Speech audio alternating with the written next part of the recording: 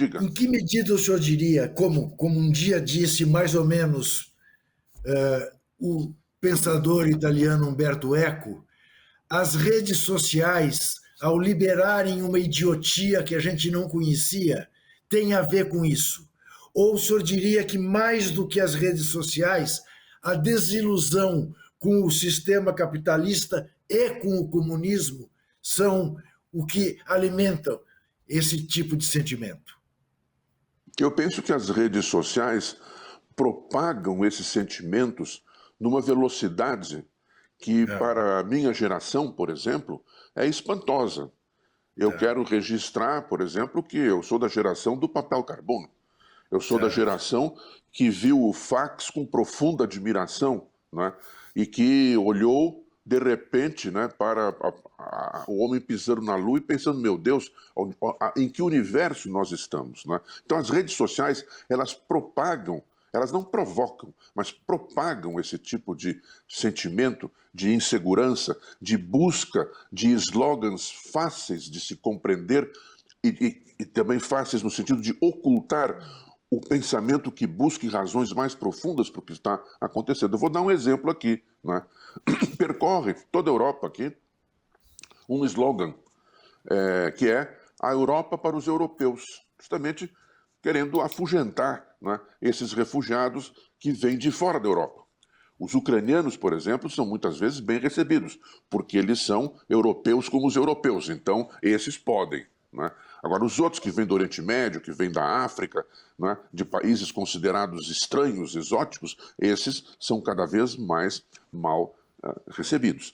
Agora, há uma dificuldade aí no meio do caminho. A Europa para os europeus. A Europa do Chega, movimento de extrema-direita em Portugal, não é a mesma Europa sequer do vizinho Vox, que está ali na Espanha, também de extrema-direita, que é muito mais de inspiração religiosa do que o próprio Chega, em Portugal. O Chega se considera assim, tem uma certa nostalgia do salazarismo. O Vox, na Espanha, tem nostalgia do franquismo, mas, por outro lado, há militantes do Vox que se dizem herdeiros dos cavaleiros templários da Idade Média, né? Essa religiosidade não tem muito a ver com o cardápio do Rassemblement National da Marine Le Pen, na França, né?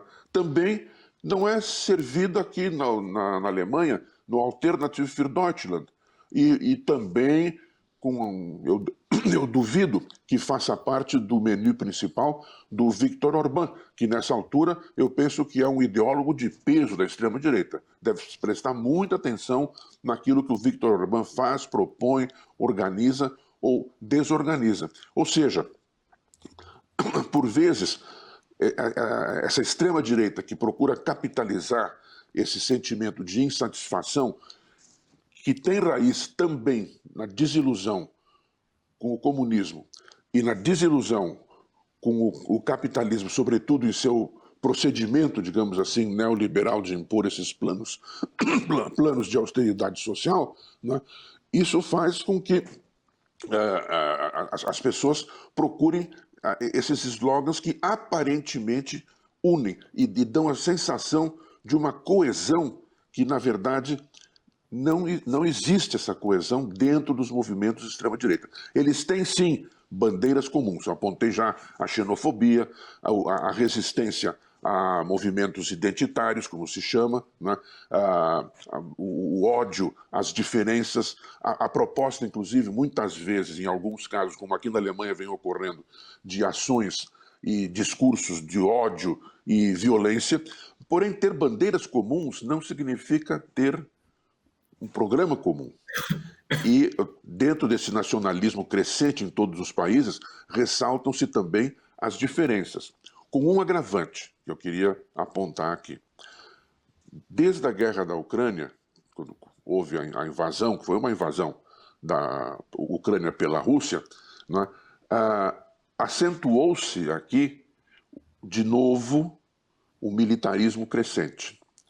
A Prússia renasceu das cinzas, vamos dizer assim, eu estou falando aqui da Alemanha, mas esse militarismo está presente em toda a Europa. A França está se armando até os dentes.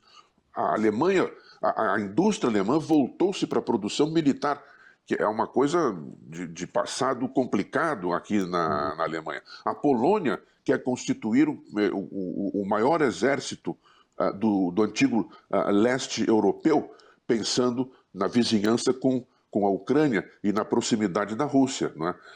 Tudo isso alimentado também por esse sentimento que renasceu, na verdade que sempre existiu, de russofobia. Quer dizer, há um vilão aqui da União Europeia, que é a Rússia, a ameaça russa, né, consubstanciada na guerra da Ucrânia. Podemos discutir a motivação da Rússia, do Putin, para chegar a essa invasão, mas que foi uma invasão, como eu mencionei, né, Claro. contrariando a Carta da ONU. Não adianta querer tapar isso Claro. com nenhuma peneira, digamos assim, né, Claro. mas isso despertou esse velho militarismo europeu de currículo problemático, para dizer o mínimo. Agora,